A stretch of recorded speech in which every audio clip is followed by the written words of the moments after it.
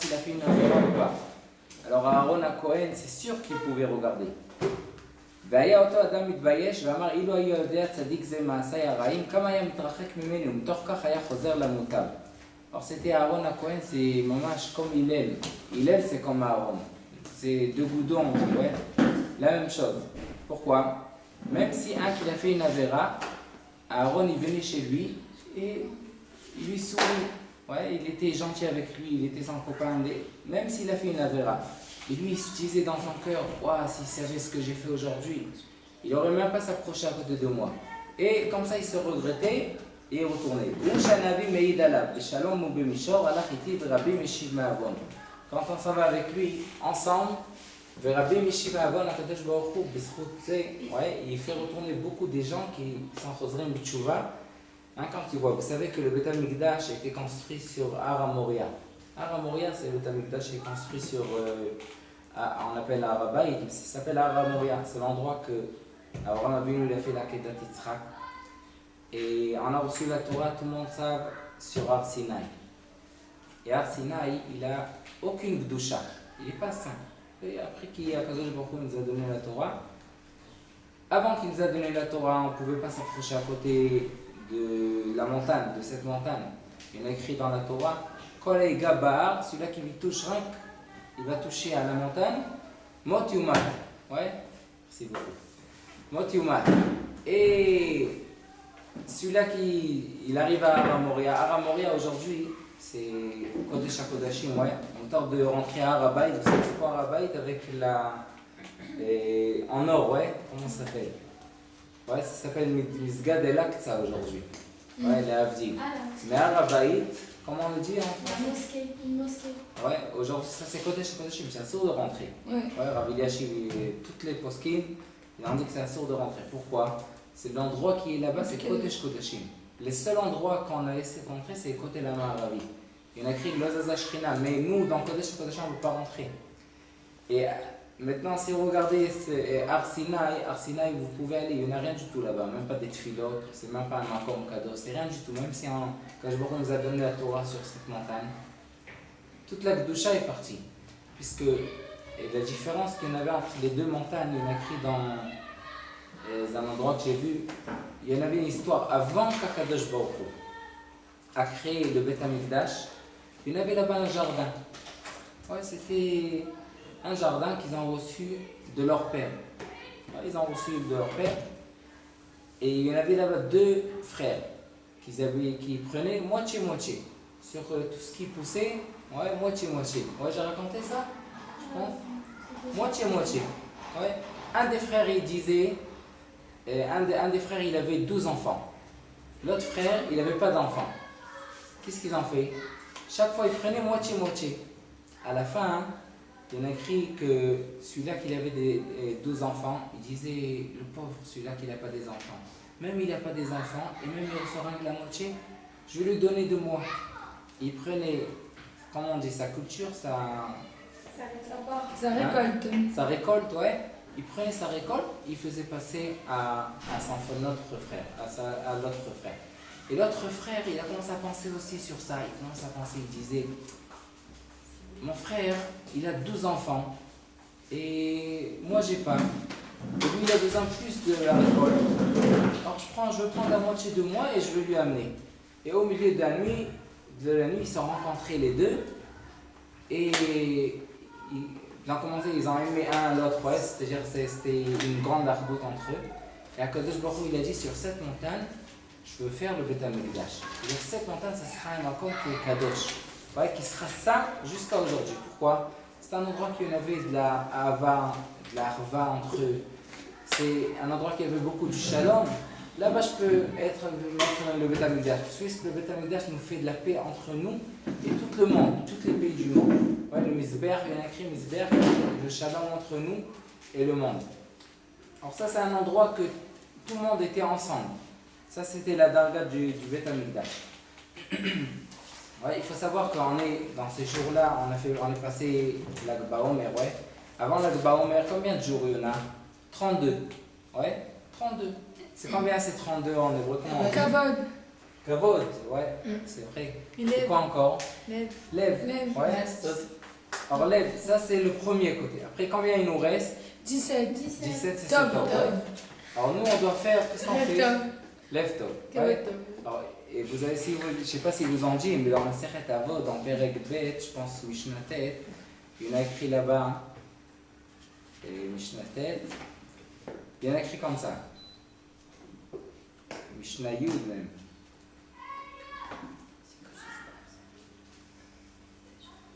Il y en a écrit à Tarzéa, il y en a écrit comme ça. Tsuru Ezei Dorer Tova.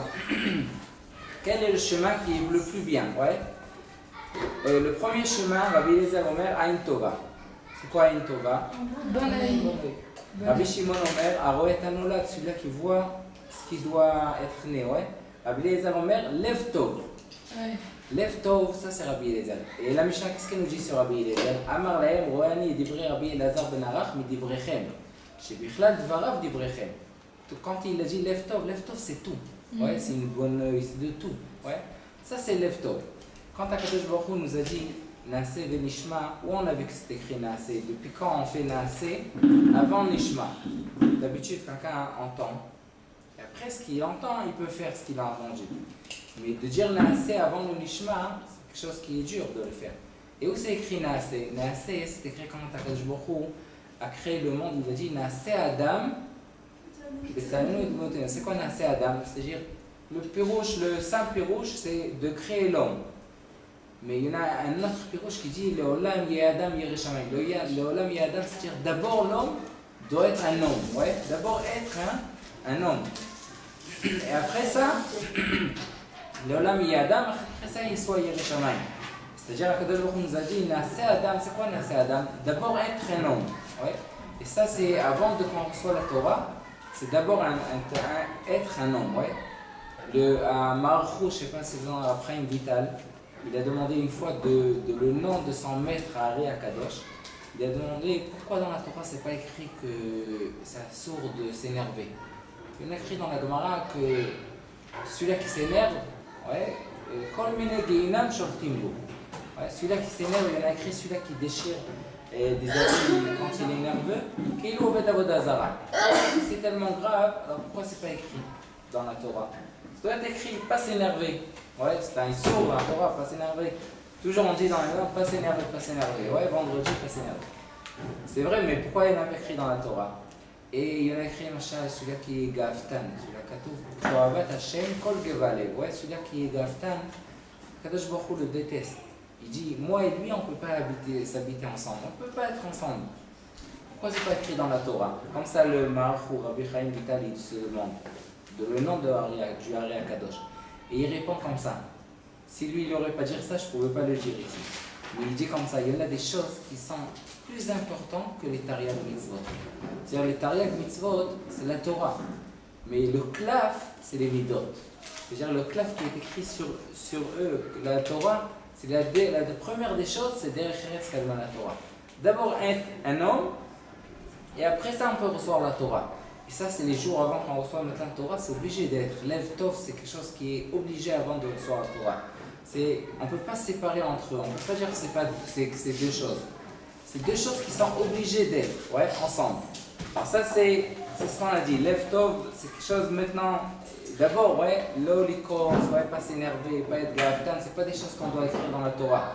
C'est des choses que sans eux, on ne peut pas recevoir la Torah. Ouais, ça, il faut le savoir. Et on voit beaucoup de fois que la Torah, des fois, elle change l'homme. Ouais. On a dit dans le parachat cette semaine, il y en a beaucoup de pirouchim sur le Kotai. Il y en a 42 pirouchim. 42 rien que du Chaim Akadosh. Ouais, c'est une histoire très connue. Chaim Akadosh, c'est quelque chose de très connu. 42 pirouchim, rien que sur le Kotai Telero. On peut voir, dans la Torah, il n'y en a pas écrit sur les midot, pas s'énerver, gmilot chassadim. Il y en a écrit d'aider aux pauvres, ouais, mais il n'y en a pas écrit sur faire des gmachim, de gmilot chassadim. Ça, où on voit chez les Avot. D'abord, on a commencé par Sefer Bereshit qui nous raconte sur les Avot, sur Abraham, Yitzhak et Jacob. Rien qu'après ça, on a reçu toutes les mitzvot. Mais on ne peut pas recevoir les mitzvot avant qu'on raconte sur les Avot. De la vote, on a reçu, on a appris, c'est pour ça qu'on étudie aussi Masechet Avot, avant Kabbalat Matan Torah, on étudie Masechet Avot. Qu'est-ce qu'il y en a dans Masechet Avot? Dans Masechet Avot, il y en a les choses qui sont très importantes. Si on ne va pas faire entrer, vous savez, vous connaissez l'histoire sur un vieux qui l'a emmené appelé chez des gens qui sont riches, qui font des grandes affaires, ouais, des commerces, des grands commerces. Et ils ont emmené là-bas un vieux qui savait faire le commerce, qui leur donne un cours, une artsa, ça s'appelle, sur ça. C'est une histoire très connue, vous devez connaître ça. Il a amené avec lui une vase, comment on dit, un vase, ouais. Il a mis dedans des pierres, des grandes pierres. Et après, il a demandé, est-ce qu'on peut faire entrer ici encore quelque chose? Ouais, alors les gens, il a mis des pierres jusqu'en haut. Alors ils ont commencé à penser. Ils ont dit non, c'est plein, jusqu'en haut. Qu'est-ce qu'il a fait? Il a amené après, il a amené avec lui des cailloux. Ouais, c'est quoi des cailloux? C'est des petites pierres. Ouais. Il a fait rentrer, il a renversé dans la vase, ouais, et ça s'est rempli. Après que ça s'est rempli, maintenant il leur a demandé, est-ce qu'on peut faire entrer encore quelque chose ici? Alors ils ont dit oui. Ils ont commencé à penser déjà, ouais, la première fois ils n'ont pas pensé, maintenant ils ont commencé à penser. Alors il a dit, qu'est-ce qu'on peut faire entrer? Alors il a dit, du sable.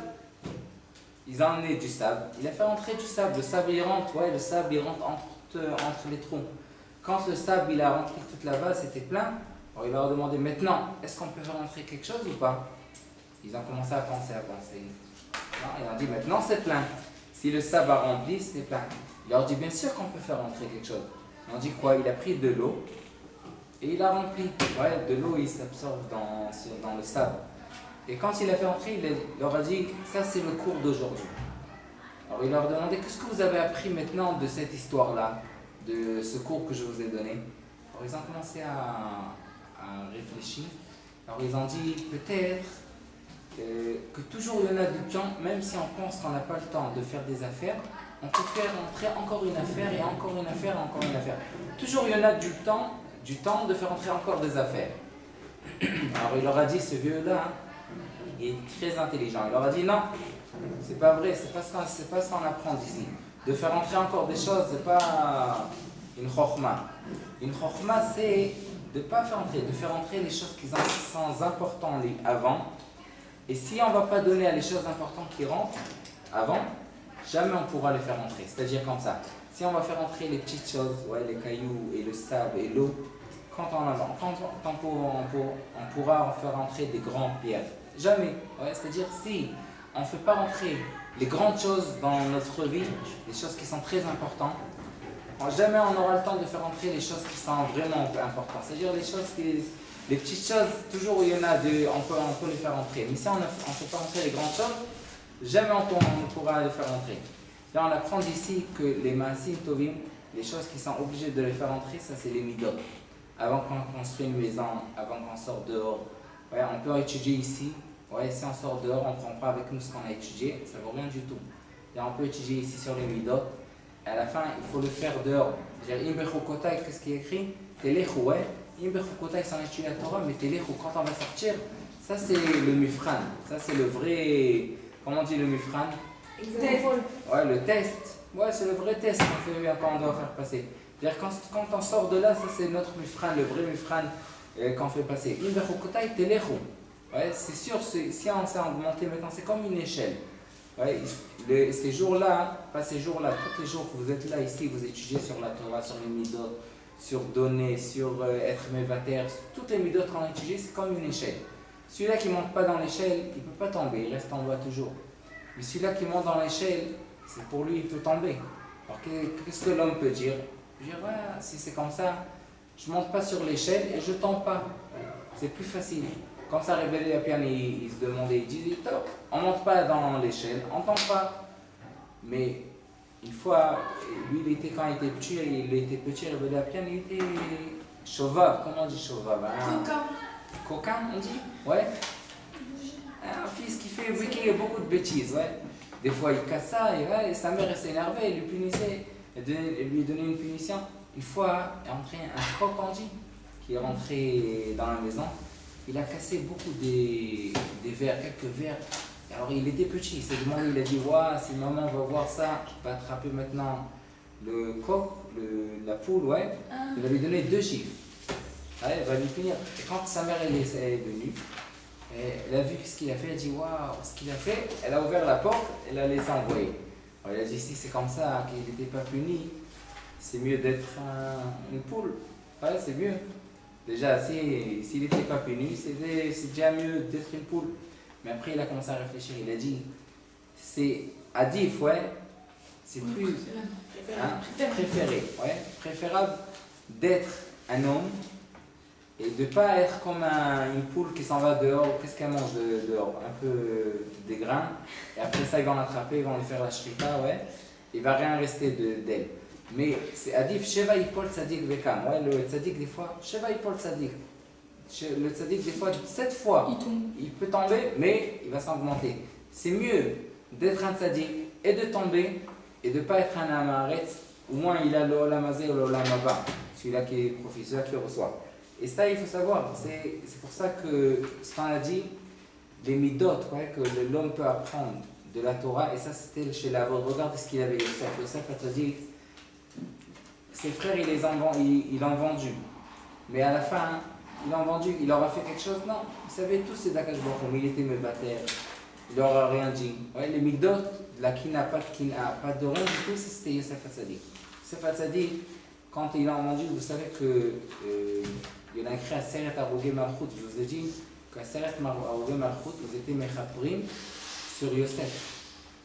C'est-à-dire sur Yosef Hatzadik, les 10 frères qui étaient ensemble, quand ils ont vendu Yosef, contre eux, il y en avait Aseret Arugé Malchut. Ouais, le dernier shiur, on a parlé sur Rabbi Hanania ben Teradion, c'était le beau-père de Rabbi Meir Balanes, mais lui c'était rien qu'un. Mais il y en avait 10 Arugé Malchut contre les 10 qu'ils ont vendu Yosef. Et ils ont vendu Yosef et il y en a écrit qu'il y en avait un, il n'y en avait rien que 9 là-bas, un c'était Keneged Ashrina. Celui-là qui était Keneged Ashrina, ça c'était Rabbi Akiva.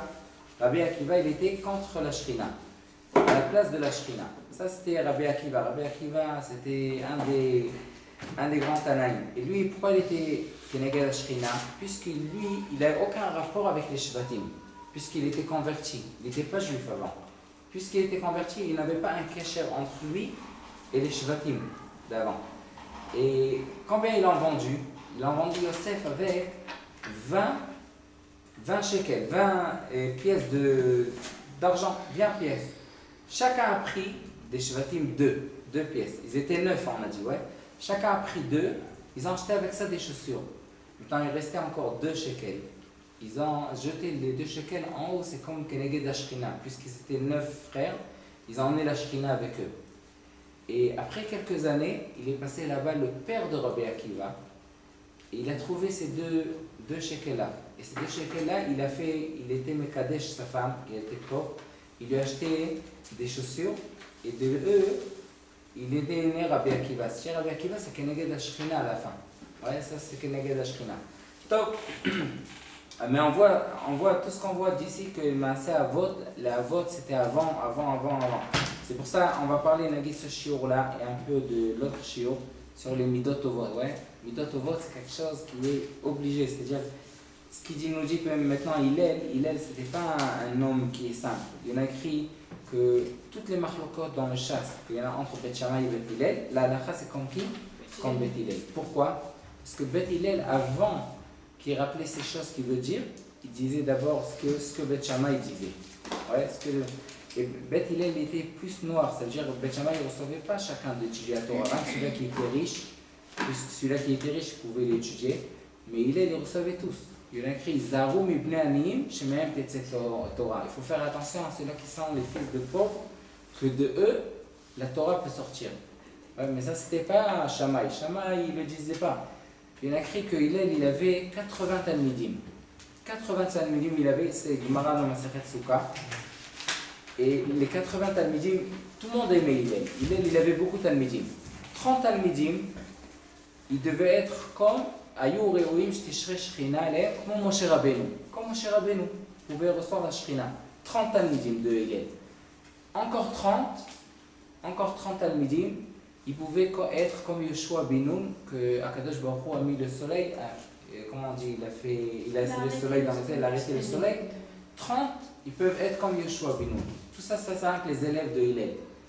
Et les 20 qui restent, on a dit 80 Talmudim qu'il y avait, les 20 qui restent, il y en avait Benonim, c'est-à-dire qu'ils étaient au milieu. Ouais, et Nagmara nous dit c'était qui ces 20-là. Le plus petit de eux, c'est Yonatan ben Uziel. Vous avez entendu? Yonatan ben Uziel. Et le plus grand de eux, c'est Rabbi Yochanan ben Zakkai. Et non, je pense, non, en inverse, ouais. Yonatan ben Uziel, c'était le plus grand, ouais, de eux. Et le plus petit, c'est Rabbi Yochanan ben Zakkai. Et la Gemara nous raconte que Rabbi Yochanan ben Zakkai, il n'a rien laissé. Ouais, il a étudié de tout. Ouais, toutes les sirots de Malachim, tout ce que vous voulez, il savait. Alors ils ont dit ici, c'est tout. Alors, c'est le plus grand, Yonatan ben Uziel, qu'est-ce qu'il pouvait faire plus que lui? Alors il y en a écrit que lui, quand il étudiait la Torah, Yonatan ben Uziel, chaque oiseau qui passait en haut de lui, il se brûlait. Ouais, il y a chaque qui se brûlait. Ve'ayan Israf. C'est quoi? C'est qui que... Ça, c'est sur Yonatan ben Uziel. C'est ça, ouais. Chaque oiseau qui était en haut de lui, quand il étudiait la Torah, il se brûlait. Vous savez, c'est comme Rabbi Shimon bar Yochai. Rabbi Shimon bar Yochai, il a écrit quand il est sorti après 12 ans qu'il était dans la Mehara, chaque endroit qu'il regardait, il brûlait avec ses yeux. Et non, pas lui, Rabbi Elazar, ouais, Rabbi Elazar il brûlait, et Rabbi Shimon, il éteindait le feu. Ouais, tout le monde se demande pourquoi Rabbi Elazar il était plus important que Rabbi Shimon, pourquoi il ne brûlait pas. Alors il y en a deux théroussim. Un thérouss qui nous dit que Rabbi Elazar il n'était pas obligé de rentrer à la mer, puisque les Romains ils ont couru, ils cherchaient Rabbi Shimon, ils ne cherchaient pas son fils. Alors il n'était pas obligé, s'il n'était pas obligé, il est rentré, la Messerot Nefesh est devenu plus grand que Rabbi Shimon bar Yochai. Ça c'est un thérouss. Le deuxième thérouss, il y en a écrit qu'il faut savoir que si Yonatan ben Uziel, ouais, il brûlait chaque oiseau qui montait, il était en haut de lui quand il étudiait. Alors si c'était Yonatan ben Uziel, Hillel la Zaken c'était 100 mètres. Alors qu'est-ce qu'il faisait quand il étudiait la Torah? Il devait brûler quoi? Mais la Chokhma c'était qu'il peut brûler et il n'a pas brûlé. Ouais, c'est-à-dire le Merov, dès qu'il avait de la Gdusha, il pouvait brûler et il n'a pas brûlé. Et c'est ce qu'il y avait avec Rabbi Shimon bar Yochai. Quand il est rentré encore une fois à la grotte, à la Mehara, après 12 mois il est sorti, déjà il n'a pas brûlé. Pourquoi? Il s'est augmenté dans la Torah encore plus. C'est-à-dire qu'il pouvait brûler et il n'a pas brûlé. Top. Ça c'était Hillel. Ouais, alors on voit que Hillel était aussi doeg de Awanim. Il y en a quelques halachot dans la Torah. Il y en a une halakha que si j'ai prêté de l'argent à quelqu'un, quand ça arrive Shnat HaShemitah, je ne suis pas obligé de lui rendre. Et quand ils ont vu ça, ils ont arrêté de prêter aux pauvres. Quand il a vu ça, Hillel, il a fait le prosboul. Vous avez entendu une fois prosboul? Ouais, c'est un shtar qu'on écrit là-bas que même s'il y en aura la Shemitah, il est obligé de nous rendre de l'argent. Et ça, il a fait parce il a vu qu'il ne donne pas aux pauvres déjà de l'argent, il ne prête pas aux pauvres de l'argent, il était obligé de le faire. Alors ça, c'était Hillel la Zaken, lui, il était doeg. Ouais, il y en a encore un Gemara sur Hillel que s'il y en a un pauvre, qu'il était riche avant, alors il s'est habitué de manger de la viande, tu ne peux pas lui donner du poulet. Ouais, s'il s'est habitué de manger quelque chose qui est cher ou du vin, on est obligé de lui donner du vin. On ne peut pas lui dire non, maintenant tu es pauvre, tu dois manger comme un pauvre. Puisqu'il s'est habitué avec quelque chose, on est obligé de lui donner comme il s'est habitué. Mais il y en a écrit que il a vu un fils d'un riche il est devenu pauvre, et il lui a donné sous la route, il lui a donné un cheval qui court avec lui, et un évêque, un esclave qui court après lui, parce qu'il était habitué. Et il a écrit dans la Gemara qu'une fois il n'a pas trouvé un esclave, c'est lui qui a couru après lui 3 km. Ouais, 3 millim, il a écrit combien c'est 1000, à peu près 3 km. Mais on voit que c'était le semel, ouais, la dogma, l'exemple des midot tovot, des bonnes midot. Top. On n'a pas beaucoup de temps, mais je vais vous raconter maintenant 3 histoires petites. Ouais. Petites histoires que j'ai entendues de Rav Margolin. Vous connaissez Rav Margolin? Oui, nous avons aussi. Alors vous lui demandez. Ouais. Alors il a raconté 3 histoires. Une histoire C'était avec Rav Moshe Feinstein et Rav Yaakov Kaminsky. Ils étaient dans un mariage, les deux, en Amérique. Et avant, ils n'avaient pas des chauffeurs. Ils étaient des gens simples. Pas comme aujourd'hui, chaque Rav a besoin d'un chauffeur ou un... Avant, même les rabbins, même ils étaient en Amérique, ils n'avaient pas de chauffeur. Et Rav Moshe Feinstein, ils sont sortis du mariage, Rav Moshe Feinstein et Rav Yaakov Kaminsky. Et quelqu'un est venu chez eux, il leur a demandé qui veut le srout, de les prendre chez eux à la maison. Avant, les voitures, il y en avait, jusqu'à aujourd'hui, je pense qu'il y en a des voitures comme ça. Il n'y en a pas de porte derrière, il y en a rien que une porte devant, deux portes devant. Et le siège, est obligé on le plie et on peut rentrer. Ça existe encore. Ils ont vu qu'ils se parlent entre eux. Et qui est-ce qui doit descendre le premier? Le premier qui doit descendre, c'est Rav Yaakov Kaminsky. Rav Yaakov Kaminsky, c'est le premier qui doit descendre. Alors, il a parlé avec Rav Moshe Feinstein, il est monté derrière. Et puis après, Rav Moshe Feinstein il est monté devant, même s'il devait descendre le deuxième. Maintenant, logiquement, si on aurait pensé, qui est-ce qui devait monter le premier devant? C'est Rav Yaakov Kaminsky, celui-là qui descend le premier. Pourquoi, quand il va arriver à la maison chez lui, alors il doit sortir à Moshe Feinstein, il doit plier la siège, il doit faire sortir à Yaakov Kaminsky, il doit monter. C'est pas logique. Mais quand ils lui ont demandé pourquoi il a fait ça, qu'est-ce qu'il a dit? Il a dit, quand il va arriver à la maison, s'il va sortir le premier, alors Moshe Feinstein va rester derrière, et le chauffeur va penser que c'est mon qu'est-ce qu'il va parler avec lui entre-temps, jusqu'à la maison. Jusqu'à qu'il va arriver à la maison. Quoi, il va rester, moi je vais être derrière lui et lui va être devant et personne va être à côté de lui. C'est pas un kavod. Alors qu'est-ce qu'ils ont fait? Ils ont parlé entre eux et il est monté devant. Pourquoi? C'est mieux qu'il doit se lever et même pas une minute il ne va pas rester seul, le chauffeur. C'est-à-dire ils ont pensé, les Gdolei Israël avec toute la Torah qu'ils avaient, ils n'ont pas arrêté d'étudier, même pas une seconde. Alors, Moshe Feinstein il étudiait sans arrêter. Et la première des choses qu'il doit penser, qu'il pense sur une autre histoire qu'il a racontée. Il avait un Beth Knesset que chaque Shabbat, celui qui lisait la Torah, c'est une fois Shimon, un Shabbat Reuven. Chaque Shabbat, c'était un Shabbat Shimon, un Shabbat Reuven. Il avait un Shabbat que Reuven, il est venu chez Shimon. Il est venu chez lui le matin à Shabbat. Il voit qu'il essaye de lire, il ne peut pas lire. C'était enroué, on dit. Il était très enroué, il ne pouvait même pas parler. Alors il a demandé à Shimon, est-ce qu'il peut lire? Il a dit, ok, je vais essayer, je n'ai pas préparé, mais je vais essayer de lire. Et si tu ne peux pas lire, alors moi je vais essayer. Top, rien que c'est arrivé qu'à ta Torah, qu'est-ce qui montait? Reuven. Il a commencé à lire, il était très enroué, il ne pouvait pas continuer. Il a arrêté au milieu, il a dit à Reuven de continuer. Alors Reuven, Shimon lui a demandé, alors pourquoi tu as commencé? Tu es venu chez moi, tu m'as demandé si je peux te changer. Je t'ai dit que oui, je peux te changer. Alors pourquoi tu as commencé à lire? Il a dit, entends-moi. Si j'aurais te donné lire, et personne ne sait que tu n'as pas préparé. Alors chaque taout, comment on dit, chaque erreur qu'il y en avait, tout le monde aurait dit, hey, tu n'as pas préparé? Alors j'ai commencé à lire. Quand ils ont vu tous que je suis enroué, alors ils savaient maintenant que c'est pas moi que j'ai pas préparé. Ils savaient maintenant que j'ai pas préparé. Et maintenant je peux lire. Ça c'est encore une histoire. La troisième histoire, j'ai pas entendu de Rav Margolim, mais c'était avec, il s'appelle, c'est un Rav à Bnei Brak. Il a fait un Sfarim Zachou, Rav Diamant. Ouais, il s'appelle comme ça, ouais, Rav Diamant. J'ai oublié son prénom, mais lui, quand ils sont venus chez eux habiter, ils sont venus habiter un nouveau couple, comment on dit, Zouk Tsaïr. Ouais. Ils sont venus habiter chez lui dans le bâtiment. Et une fois, il a vu que la femme est venue avec beaucoup du lait. Peut-être que ça a été en promotion. Elle avait beaucoup de lait dans ses sachets. Rien qu'elle est arrivée à la maison, Rav Diamant, il a dit à sa femme, vas-y, je t'envoie maintenant, tu prends un sac de lait. Ouais. Alors, il a dit, mais on n'a pas besoin, on a du lait à la maison. Il dit, non, attends, va chez eux, tu leur prêtes un litre de lait.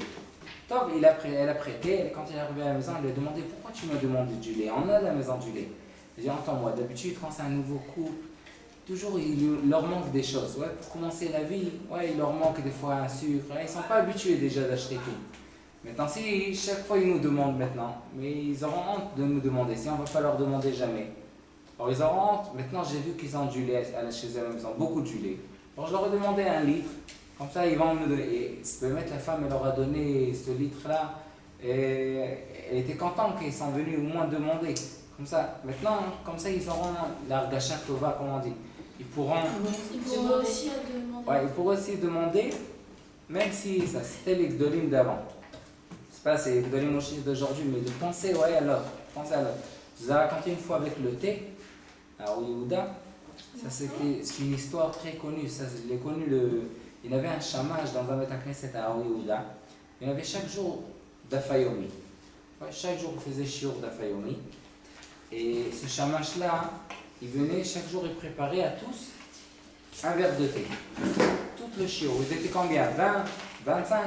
Ouais, il préparait à tous un verre de thé. Mais chaque fois quand il faisait le thé, il le faisait combien Le 3/4. Jamais il le remplit jusqu'en haut. Et tout le monde se disait dans le shiur, waouh. Quand c'était l'été, il disait, waouh, il faisait chaud aujourd'hui, on veut boire maintenant. Qu'il met jusqu'en haut, jamais. Toujours il mettait le 3/4. Ouais, 3/4. Et tout le monde disait, quand c'était arrivé l'hiver, il disait, l'hiver il faisait froid. Il voulait se chauffer les mains. Ouais, il voulait se chauffer, alors ils attendaient le thé. Non, le thé il arrivait toujours le 3/4. Jusqu'à qu'une fois, il ne se sentait pas bien. Il ne voulait pas venir dans le shiur de Fayoumi. Alors il a demandé à son fils qui vient préparer. Quand son fils il est arrivé au Beth Knesset, tout le monde était content. Pourquoi? Ils ont dit aujourd'hui on va recevoir notre thé plein, jusqu'en haut. Au moins son fils. Il est rentré à la cuisine, dans le Beth Knesset, il a commencé à préparer les thés, il les a remplis jusqu'en haut. Qu'est-ce qu'il entend? Il entend son père qui arrive. Il s'est levé avec toute la fièvre qu'il avait, il s'est levé de son lit. Il est arrivé chez le taxi, il a dit waouh, mon fils, j'ai oublié de te dire. Moi, je fais le thé, rien que le 3/4. Il a commencé à renverser toutes les verres de thé. Et il a renversé un peu. Je dis papa, pourquoi tu me fais ça? Tu me fais honte. Ils vont dire que je suis radin, on est des radins. Je t'ai dit comme ça en fait, je suis venu, même si je suis malade, je suis venu jusqu'au Beth Knesset pour te dire, c'est obligé de faire remplir rien que le 3/4. Je dis, mais papa, pourquoi tu me fais ça? Ne demande pas des questions. Non, il n'a pas demandé. Il a fait rentrer le thé. Ils ont dit, ouais, son fils, comme son père. Ouais, la même chose, le boudou. Les deux, le 3/4. Jamais ils nous auront tout. On dit, il y a une malade, ça prépare la bonne note. Mais après qu'ils sont sortis du Beth Knesset, alors il est venu chez son père, il a dit, papa, dis-moi, pourquoi tu fais ça chaque jour? Tu me fais honte. Je dis, attends, tout le monde va sortir du Beth Knesset, je vais t'expliquer. Quand ils sont sortis tous, il a fermé la porte, il a dit entends-moi bien mon fils. Dans le shiur, il y en a 3 vieux. Et 3 vieux qui tremblent. Et si je leur mets jusqu'en haut, toujours ils font tomber un peu du thé et ils ont honte. Alors j'ai décidé pour qu'ils n'en pas honte jamais. Toutes les fois que je le prépare, je prépare le 3/4. C'est mieux qu'ils rigolent sur nous et tout. Mais quoi? Il faut penser sur l'autre. Il faut penser sur les vieux que même si je leur mets le 3/4, ça vaut le coup. Ça c'est un. Il y a des méthodes. Il était l'iftar il n'y a pas longtemps, 5 ans peut-être. Alors Yehuda. C'est l'histoire d'aujourd'hui. Ouais, c'est des gens qui pensaient sur l'autre. Et c'est ce qu'on a appris. On va raconter encore quelques histoires dans notre shiur. Et ça c'est la khana, ouais, la khana de ces jours-là, c'est comme que vous avez dit, c'est pas moi qui l'ai dit, c'est vous que vous avez dit. Tov, ouais. Tov, c'est un Tov et la Torah. Katov qu'il est carton, la tataren. Et pour recevoir la Torah, chacun peut recevoir son morceau dans la Torah. C'est-à-dire que Godel Chana, ouais, d'après la préparation, c'est ce qu'on reçoit. Ouais, et si on se prépare, combien on va se préparer ça en ces jours-là, la Kabbalah de la Torah serait beaucoup plus grande. Et ça, la Torah, c'est un des spouillots. Si on a la Torah, on a de tout, ouais. On a le Osher, on a tout ce qu'on a besoin. C'est quoi Osher? Pas avec Aïn. Ouais, Osher, de l'argent, c'est rien du tout. C'est d'être heureux. Osher, c'est d'être heureux, ouais.